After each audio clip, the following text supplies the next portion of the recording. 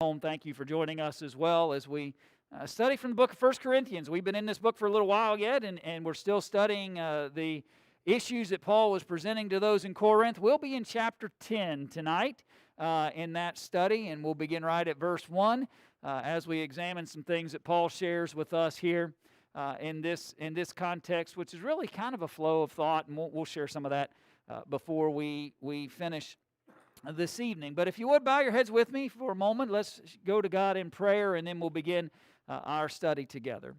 Our Father in heaven, thank you for allowing us this opportunity to come together, to worship you, to study your word, to appreciate the testimony of the gospel. We appreciative of your forethought to have your words presented to us so we can learn from, and that it can guide us and strengthen us. We are just so thankful that you have brought this saving message of the gospel to mankind, that you've allowed us to reconcile our relationship to you, to honor you and serve you. Give us the wisdom from your word that we need. Give us an understanding to be able to use it wisely. Guide us in all that's good and right. Give us the strength to honor you every day. And we pray this through Christ's name. Amen. So here in 1 Corinthians chapter 10, this isn't a trap question, just curious if you give this any thought, if you read ahead a little bit in this chapter. But if you were going to pick a verse that at least kind of defines what Paul's talking about in the first half of the chapter, what would you, if you just glanced at it real quick, what would you pick? Verse 13? So and certainly that's a key theme, that this concept of there taketh no temptation presented to man that's not common to us. That's a great theme that Paul's going to address here. That fits within the context of what he's talking about, and that's perfectly good choice. I have another verse in mind, though, I want to lead you to. All right, there you go, Jim. And I'm scared to death for you that you're thinking like me. But anyway, but I want you to think about verse 12 for a second, because he says in verse 12, we'll get to it again before our study's over, but he says, "Wherefore let him that thinketh he standeth take heed lest he fall." That central theme, to me, is really why he says everything through verses 1 through 11, and why he even in some senses says what he says in verse 13 and continuing on throughout this context. Do anybody have one of those Bibles or maybe even an electronic version that gives you like a little paragraph theme at the top? Anybody got one of those? You know what I'm talking about? I'll show you one on the screen. Oh, I didn't turn the screen on. I'll show you one on the screen. See how the top, anybody have that little sentence notation at the top of the paragraph in your Bibles? And that's just a man decided that was what he thought the theme was that printed that particular version of the King James Version that's on the screen there. And anyway, the only reason I point that out is because be careful, because sometimes some guy sat down and looked at the text and thought that's the key thought in this paragraph. And I just simply disagree with whoever penned that. I don't think that's really what Paul has in mind. He's going to illustrate. He's going to look to whom and say, don't be idolatrous like whom? Yeah, like the Old Testament, those Israelites were. Don't be idolatrous like they were. But there's a different kind of reason why he brings that up. It's not just about don't be idolatrous. There's a bigger picture that verse 12, I think, themes for us as it relates to all these things that we need to consider. So I wanted you to look at verse 12 and think about it, put it in your mind as we move through verses 1 through 11 this evening, and think about how each of these things are leading to that statement of take heed, he that thinketh he standeth, take heed lest he fall. So verse 1, he says, "Moreover, brethren, I would not that you should be ignorant, how that all our fathers were under the cloud, and all passed through the sea, and were all baptized unto Moses in the cloud and in the sea." So he points back to that Old Testament history when the what? The Exodus, right? He points back to the Exodus. And it's interesting when he talks about, what sea do you think he's got in mind there? All right, when they cross, right? And what word does he use that's more common to New Testament thought? Baptism. And by the way, baptism simply by definition means immersion, to submerge, to plunge, to immerse. And when he speaks of how the sea and the clouds immersed them, overwhelmed them, but I don't think that's a coincidental just use of language. Who else had been baptized? Well, that Paul's talking to. They had. They're believers. He's talking to the church at Corinth. They had also been baptized. Not in the cloud and the sea of Moses, but in the name of Jesus, right? So there's a picture that Paul begins to draw for them. That back in that time, there was an initial decision made by the Israelites to trust whom? Moses, right? Trust God too, but to trust Moses, that the I Am really sent him, and we're going to, though they were reluctant initially, we're going to leave and follow him. And they begin the process of heading towards the promised land. And Paul says, brethren, I don't want you ignorant about these fathers. By the way, that kind of tells us, remember what he said in chapter 9? He became all things what? He became all things to all people so that he might, by some means, save some.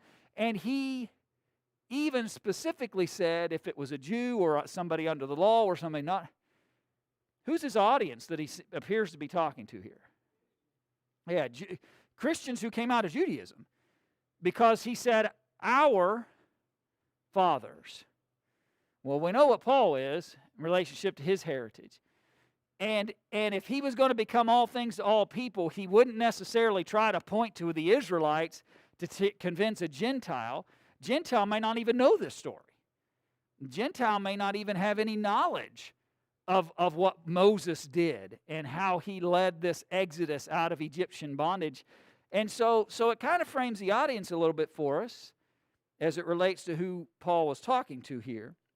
And he just refers back to some of these Old Testament texts. Let me just remind you of some of those. Look back at Exodus chapter 13 and verse 21.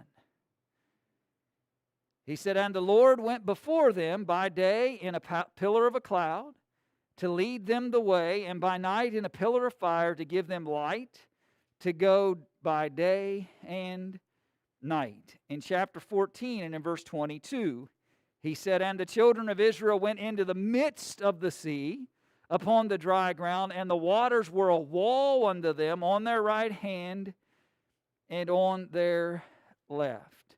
And the psalmist said in Psalm 105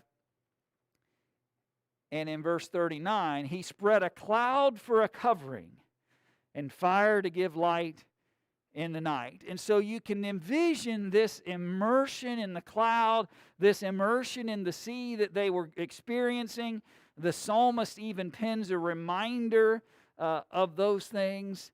And then one more quick just historical reminder of in Exodus 14 and verse 19, the angel of God which went before the camp of Israel removed and went behind them, and the pillar of the cloud went from before their face and stood behind them. And so here's this, conversation about this history of how they had been baptized, how they'd been immersed in the cloud and in the sea.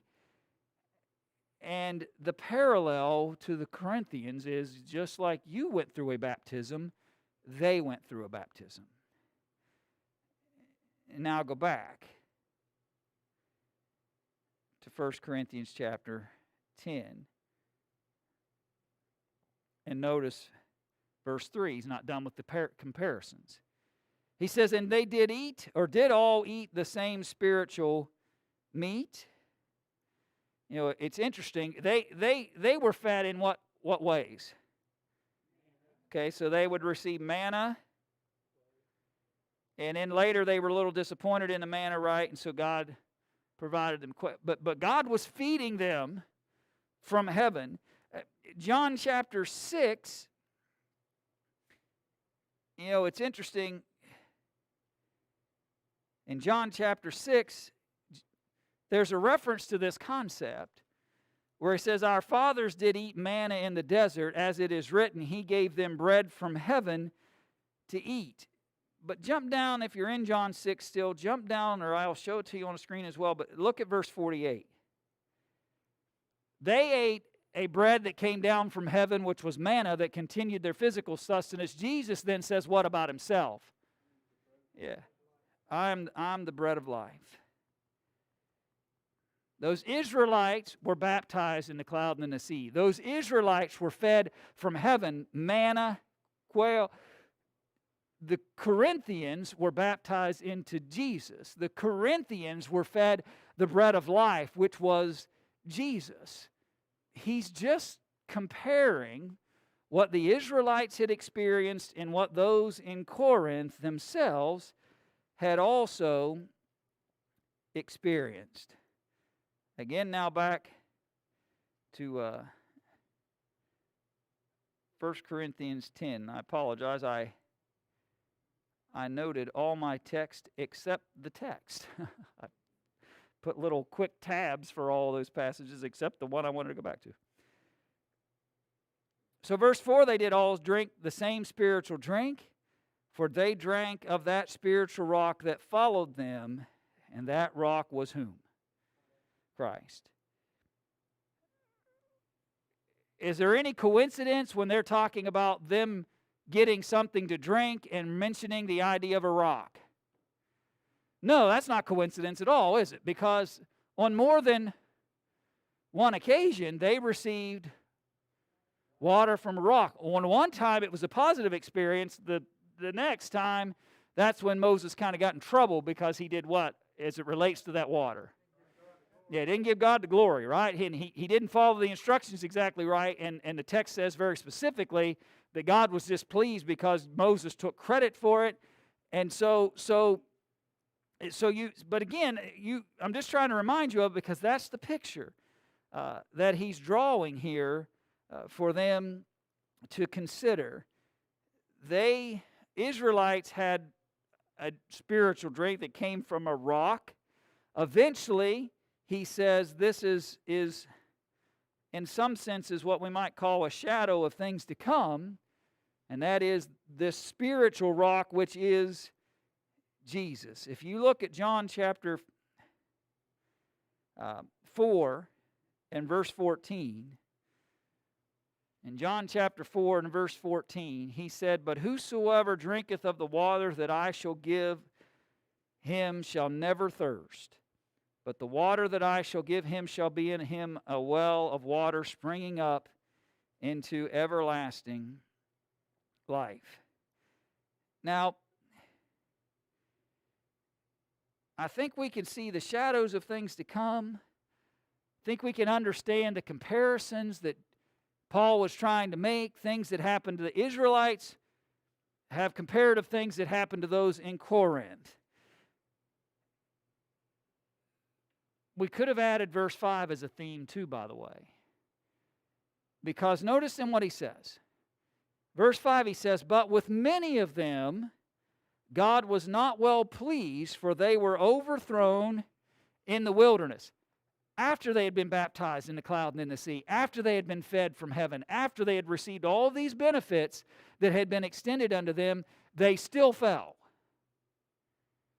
What's the point of that? Say it one more time. We can fall. That's the point. Just because they had received all those benefits, just because they had at one point been on the right path as it relates to God, doesn't mean the Israelites stayed on that right path, and by implication, the Corinthians weren't just automatically still on the right path. Just because they had been baptized into Christ, just because they had once received that spiritual bread of life, just because once they had drank from that spiritual rock which was Christ, just because they had at one point or another had received and or took advantage of the benefits of the gospel and the salvation that was found in it, did not mean they were permanently connected to Jesus. The Israelites were not permanently connected to God just because these historical things occurred to them. They chose to abandon God and reap the consequences of it. Go ahead, Jim. Yes, they're very much connected in relationship. Verse 5 and verse 12 are very much connected as it relates to the point that Paul's driving at in this context. Any other thought? Verse 6. Now these things were what? These were our examples. Now these were our examples. To the intent we should not lust after evil things as they also lusted. So, generic principle first, right? He's going to be big picture, then he'll deal with details. But he basically said, listen, they had all this benefit, but they chose to pursue and lust after evil things. You may have once chosen to follow Christ, but you can abandon that and choose evil things. These things happen as an example, so we would learn something from them. I think sometimes there's all kinds of things we can learn from the Old Testament. And it's great. I'll admit I'm not great with names. I struggle sometimes. My mind just isn't wired that way. Anytime I get into sections about the kings and things like that within the Old Testament, I got to go back and do refreshers because I don't retain those kinds of things as well as I retain maybe other things.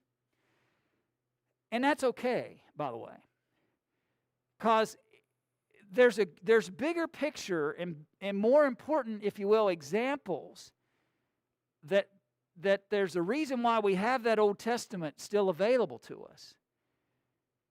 The greatest education is not whether I can recite the judges or whether I can recite the kings.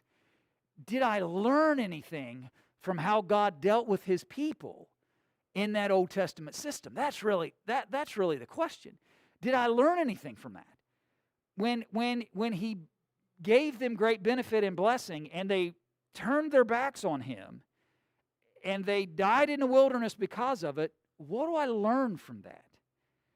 When he was trying to continue to bless them over their history, and they would abandon their relationship to them, and kingdoms would come, and the Babylonians would step in and take over. What do I learn from that?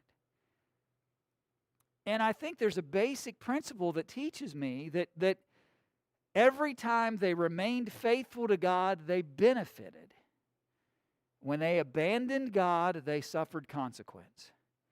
And that base principle has never changed. They are an example of that base principle and fact that you and I also ought to appreciate and know. That's what Paul's telling those in Corinth, and by education we are learning as well. So they taught you what happens when you decide to lust after evil things again after God's been blessing you. Consequence comes. So now the principles. Don't be idolaters, as some of them. As it is written, the people sat down to eat and drink and rose up to play. Don't do that, he said. Don't be overwhelmed by those sinful behaviors and abandon the privileges of your relationship to God because of it. Where do we see that scene, by the way? Okay, at the golden calf, that's Exodus 32, right? And you can go back and see that history of how, and why did they even contemplate such an activity? What was going on? That's right. Moses had been gone for too long, in their opinion, and they weren't so sure anymore that he was going to still be able to lead them to anything, and so they went back to their Egyptian cultural mind, which you kind of, I'm not saying I excuse it, but you understand it because that's what they knew. That's what they had been. And build this golden calf and begin to bow down and worship it in idolatrous ways, and then use those very customs they had witnessed and those societal influences that they brought out of Egypt with them. I always make the point that they left Egypt, but they really didn't leave Egypt.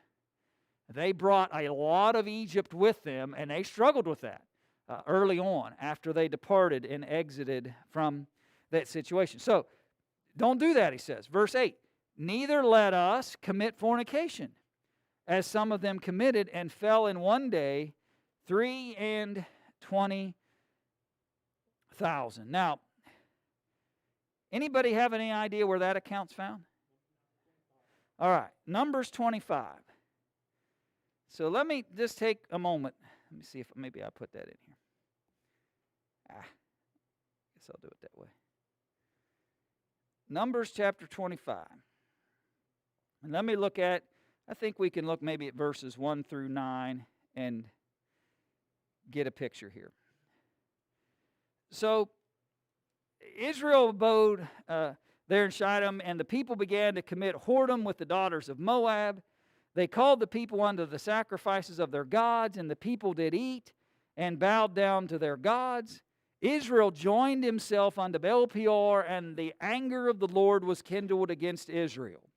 And the Lord said unto Moses, take all the heads of the people and hang them up before the Lord against the sun, that the fierce anger of the Lord may be turned away from Israel. Now, heads, by the way, meaning whom?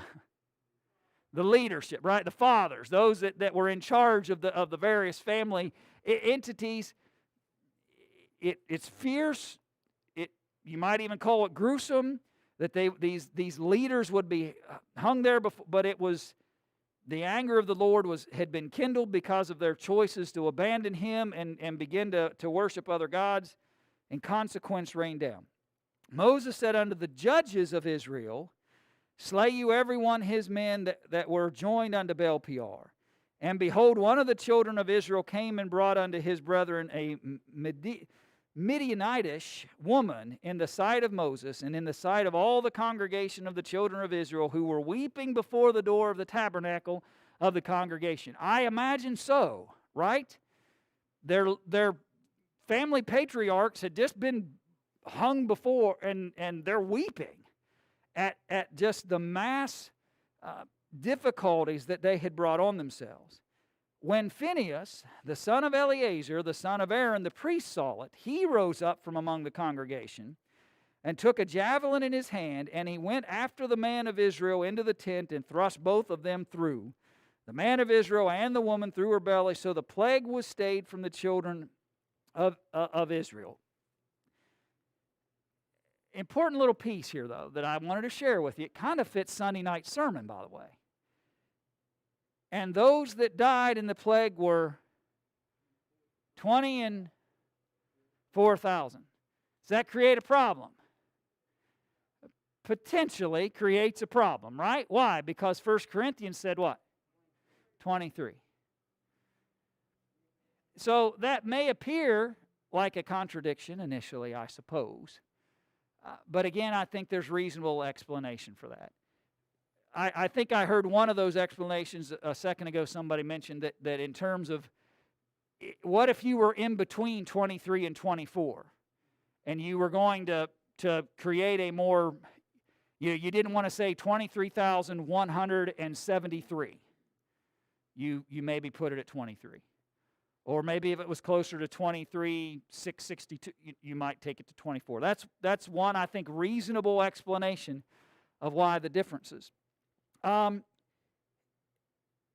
It might also be that in the account of Numbers, they're taking the whole of everyone who lost their lives in relationship to this whole situation, including those initial leaders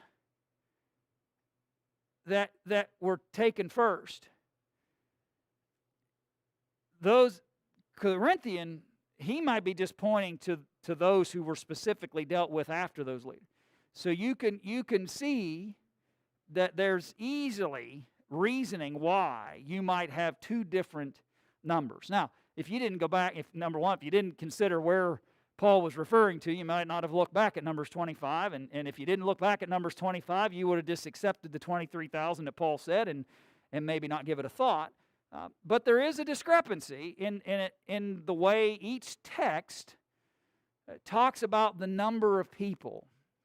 But I always caution folks, you've got to be careful in overstating the case when you're dealing with numbers, because particularly in the Old Testament, because they didn't use the same kind of logic, if you will. They didn't use the same kind of thought processes. For example, you go back and look at the reigns of the kings, and you start adding up the number of years this guy reigned, and this guy reigned this many, and this guy reigned this many, and this guy reigned this many, and you start adding up, and you go, wait a minute, I got too many years. Well, again, there's a reason for that. Somebody might have reigned for one day, and he gets credit for a whole year. Or maybe he reigned for 3 years and 2 months, but he gets credit for 4 years because he went into the 4th year. And so the intent of the historical record here isn't so that we could go on Jeopardy and answer a question in terms of some exact number as it relates to this situation. And I'm not trying to be flippant, I'm trying to illustrate. It's not trivia. It's just the account doesn't change. If it's 23 plus the judges, if one rounded down, one rounds up, it doesn't change the scenario or the scene or the purposes or what was going on or why it happened. None of that changes as it relates to why one writer might have said 23 and another says 24. And well, anyway, I'll leave it alone from there. There's some other things I could share with you, but I won't. Any thoughts or questions about any of that? And I just thought I needed to at least share that with you because it might come up sometime in conversation. So don't involve like they did. Verse 9, neither let us tempt Christ, as some of them also tempted, and were destroyed of serpents. Now, 2 quick thoughts there, by the way. We remember the scene, right? When were the serpents involved? Yeah. And God sent fiery serpents to address them, and then had to provide a remedy and an answer for that situation. Maybe a more challenging thought from that text is how did they tempt Christ? Okay, he was God. Maybe in that sense they're tempting Christ, even though he hasn't come in the flesh yet. Why was God preserving them to begin with? To bring about Christ. And every time they violated their covenant with God, they were in some senses placing in jeopardy the very purpose that God had been preserving them for. Every time they stepped away from God, they're tempting the history and ancestry they're intended for to bring about Jesus. And that abandonment was in that picture, or in that sense, tempting Christ. We tempt him by saying, well, I want the benefits and blessings of salvation in him, but then go back into the evils of idolatry and lusting after evil and the fornication and the other things. Verse 10, don't what? Don't murmur, as some of them also murmured and were destroyed of the destroyer. Murmuring was prevalent among them as they were making their way towards the promised land. Complain and right, similar words as it relates to those things. I want to share a couple of texts with you real quick, just to get, because it's an interesting phrase that when he says that they were destroyed.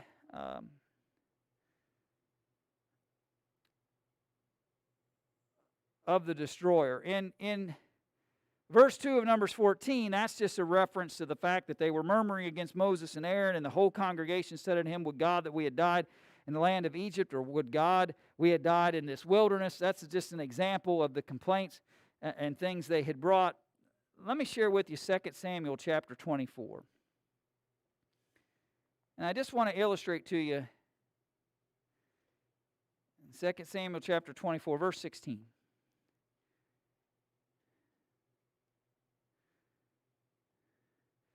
This, I hope I'm picking, yeah, that's the one I want. It's interesting because and when the angel stretched out his hand upon Jerusalem to destroy it, the Lord repented him of the evil and said to the angel that destroyed the people, it is enough. Stay now thine hand. And the angel of the Lord was by the threshing place of Aranah, the Jebusite. An example, Job 33 verse 22 is another example of just this phrase of God using a destroyer. It's an angelic being that's serving in that purpose here. And you see that again in Job 33. I'm just trying to illustrate to you, because that's an odd kind of phraseology maybe to us in 1 Corinthians 10. Who are these destroyers? But there are several examples in the Old Testament of how God brought judgment against folks via what is defined as a destroyer. Now verse 11. Rephrase of what, so he starts this context of thought saying all that happened as an example unto us to not do all these things. Then he says it again in verse 11. All these things happened unto them for ensamples or examples, and they are written for our admonition, upon whom the ends of the world are come. Wherefore, they're back to our theme that I said I believe was the central thought of reasoning why he says all this other stuff. Wherefore, let him that thinketh he standeth take heed lest he fall. If the Israelites were blessed with all the things that God was doing for them, I mean, you think about that. You and I might say to ourselves, boy, if I had walked across a sea on dry ground with walls of water around me and witnessed the Egyptian army behind me in pursuit and ultimately destroyed by Jehovah by those very same waters, I'd never be a disbeliever. I'd believe forever. They didn't. If I had been led by a cloud by the day and a pillar of fire by night, I would trust in God forever. But they didn't.